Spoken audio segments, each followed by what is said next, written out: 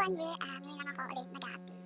So ngayon naman, ituturo ko ngayon yung nare-request sa akin na part 2 nung mga nauna kong video. So 1 year ago na yun, and ngayon lang ako ulit makakapag-update. So napansin ko kasi, hindi ako yayaman dito, char. Ituro ko na lang sa inyo. Hindi, joke lang yun. Hindi talaga ako yayaman, char. Ayun nga, ituturo ko sa inyo kung paano gamitin yung V-Ray, paano mag-render. Using SketchUp, plug-in to render to V-Ray. Ano ba yun sinabi ko? Using SketchUp and V-Ray. So yun, ngayon naman, nung nakaraang taon, SketchUp yung tinuro ko, ngayon naman V-Ray. So, let's go. So, wait lang muna. Discuss ko lang na itong si client ko, itong naka-display is sa client ko to. Kasala ko yan niyang pinapagawa sa akin. And meron lang siyang ipapabago sa akin na color. So, gusto niya kasi is itong light pink and dark green, dark pink is baguhin ko yung color. So, may binigay siya sa akin color. And ayun yung gagamitin natin. So, papakita ko muna sa inyo kung ano yung binigay niya sa akin color. So, ito siya. Color picker. Ay, hindi nagpapakita. Ayan, light pink. Yan yung light pink. So, gagayahin ko muna siya. So, let's go.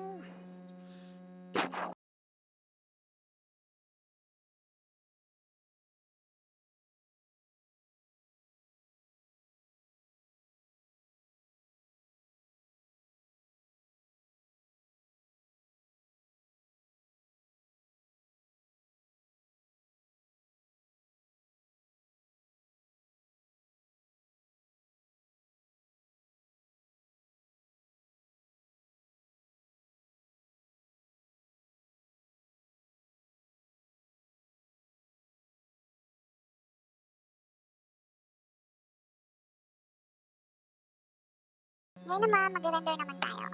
So, ito na. I-click lang natin tong asset editor. So, yan. Lalabas si asset editor.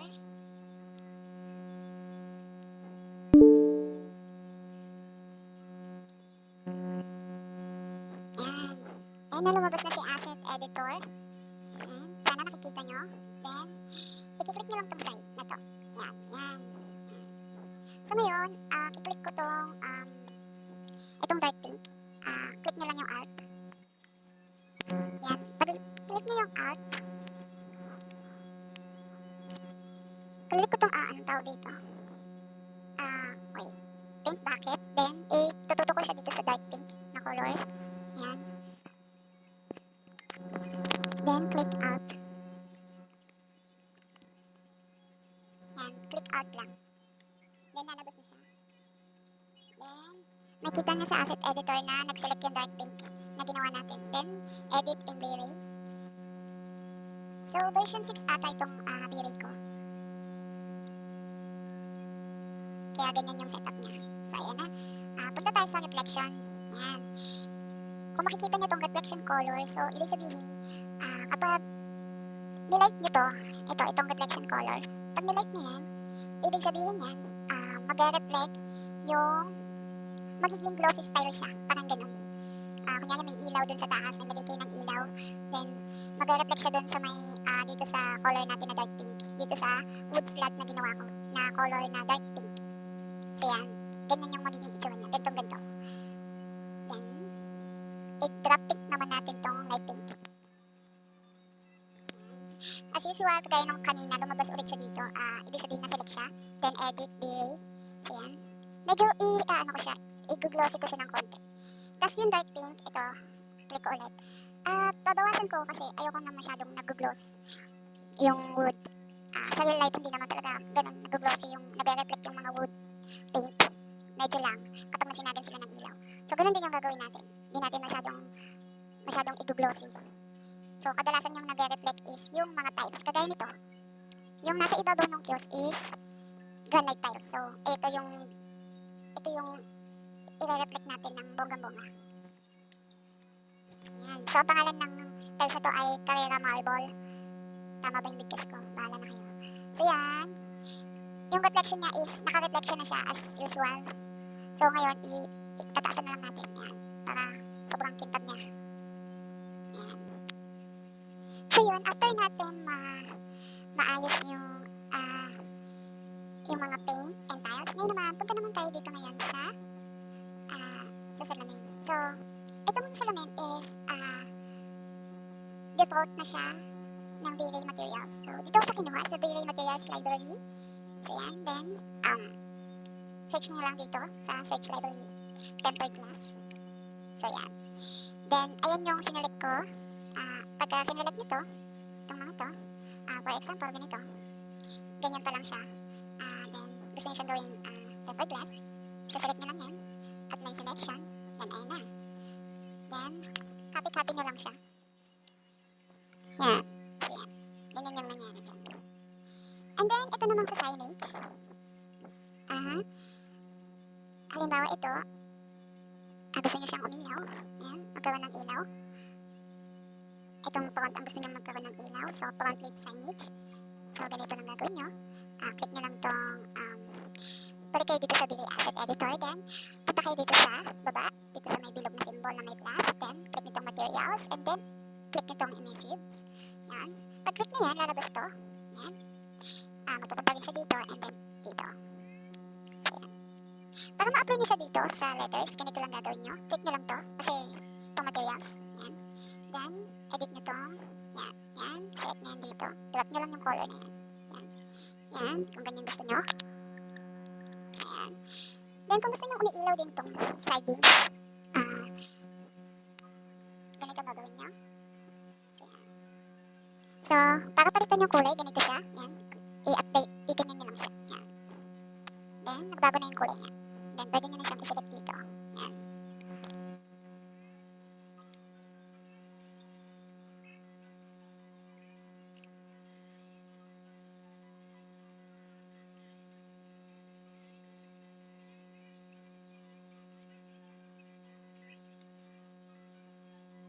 So, ayan na. So, lahat sila na bago. Kung napapansin nyo. Kasi nga,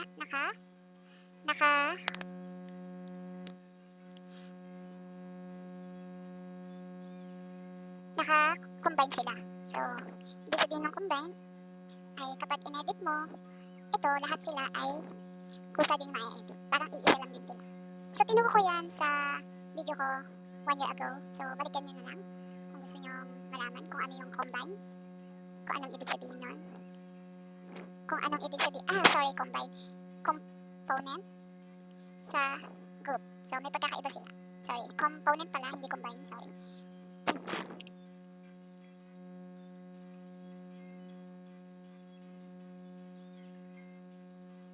So, ayan na. Ready na tayo para sa rendering. So, ito. Punta na tayo ulit sa Asset Editor. Ayan. Then, click natin tong settings. Ayan. So, kapag dito sa engine, render engine, meron tatlo, CPU, CUDA, RTX. So, naka-RTX tayo since meron naman tayong video card na 1050. So, kapag wala kayong video card, or naka AMD Radeon kayo, automatic dito kayo sa CPU. Kasi hindi na-detect ni V-Ray yung mga video card na AMD Radeon. So, dito kayo sa CPU. Ang nadedetect lang niya is itong NVIDIA. So, yun. And then, punta ka dito sa quality. Yan. Itong quality, pwede nyo kayong, kung gusto nyo ng very high quality, sasagad nyo lang yan. And then, low naman kapag gusto nyo munang i-testing. So, punta muna tayo sa medium para mabilis. And then, didiretso na kayo dito sa render output. Yan, sa render output. So, kung gusto nyo mag-set shape frame, yan, yan. Kung saan, sineselect nyo lang yung pwedeng ma-adapt ng camera, ng view. Kung anong view lang yung kaya nyang masakop nitong aspect ratio na 1:1. Yan. Kung widescreen naman, yan, makikita nyo. Na wide siya. Sakop niya lahat ng screen. And then, kung picture naman, ayan, ganyan siya. Naka 4:3 siya. Pero ngayon kasi, ang gagawin ko is itong square muna. Ayan. Then, tatanggalin ko na lang tong same frame. Ayan. Ayan. Itatansya ko na lang. Ayan. And then, pagtapos niyan, pag okay na kayo dito sa setup nyo na to, and sa setup nyo dito, pwede nyo nang nag-proceed tong render. Pero punta muna tayo dito sa lights. Yan, sa lights tayo. Yan. Usually naka-open to. Itong sunlight. Yan. And then, wala to. Yan, wala yan dyan. Yan. Yung sunlight is, ayan, ganyan siya. Maliwanag na siya. So, ibig sabihin, sa front camera, dyan sa front, merong sun na magre-reflect dito sa ating kiosk. So, try natin. Yan.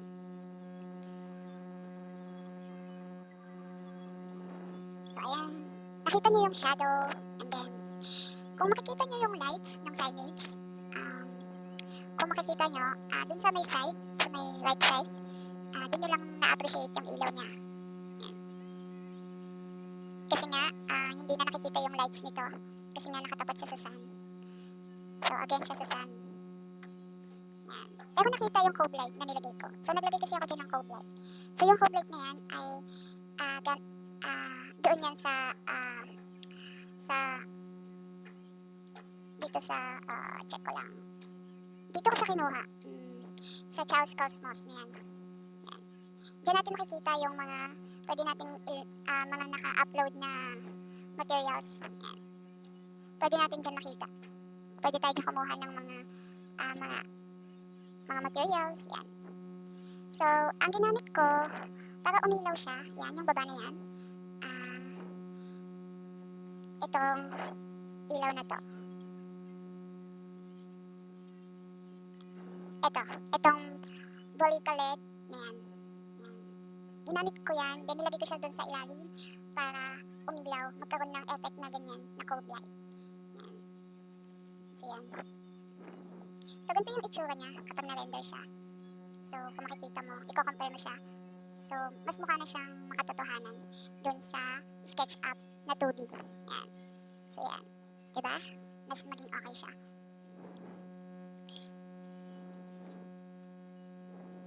Yan. Ganyan siya. Ganyan yung itsura niya kapag na-render siya. So, konting ayos lang. Kagaya ng ginawa natin. Reflection. Titimplahin lang natin yung mga materials. Like ito. Pinakintad natin siya konti. Yung tiles para magmukhang tiles siya. Then, lagyan lang natin ng ilaw yung signage. And then, nagkaroon tayo ng cove light sa ibaba. Yan. So, i-compare naman natin ngayon. I-save natin siya. So, i-compare naman natin ngayon itong gawa natin. Itong gawa natin ito sa walang sun.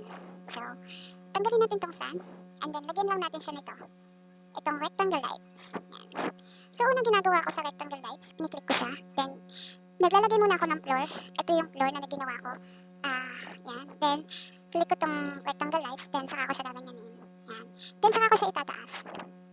Yan. Itataas ko siya. Magamit ako ng move tool para itaas ko siya. Yan.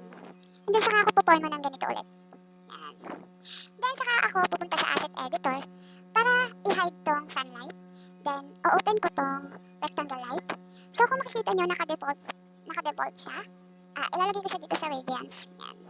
And then, medyo tataasan ko sa 50 yung liwanag niya. Yan. And then, saka ako mag-proceed ulit sa pag-render. Yan. So, ayan yung kinalabasan niya. Yan. Mas gusto ko kasi itong gamitin. Itong rectangle light kaysa sa sunlight. So, dito kasi, wala siyang shadow. Yan. Mas gusto ko siya. Pero madilim lang siya. So, hindi nyo na-appreciate yung ganda kasi madilim. So, tataasan natin ulit yung ilaw. Yan. Tataasan natin siya to 80. Yan. Then, saka tayo ulit mag-rendering. Yan. Yan. So, nung naging mas okay siya tingnan para sa akin. Yan. Kung saan kayo nagagandahan, kung sa sunlight na ilaw or itong rectangle lights na pinili ko. Yan. Pili lang kayo kung ano yung mas better sa inyo. So, ayun yung basic tutorial ko sa how to render in VA. So, sana naintindihan nyo yung aking video. And sana nagustuhan nyo. Sana hindi kayo nalilito. Thank you so much. Update na lang ako para sa ibang. Thank you so much. Update na lang ako para sa ibang video and mag-comment lang kayo kung ano pa yung mga request nyo and itatry kong gumawa ng tutorial para sa mga gusto nyong para sa mga request nyo. Comment nyo lang kung ano pa yung mga gusto nyo malaman dito sa SketchUp and VLA. Thank you so much. God bless.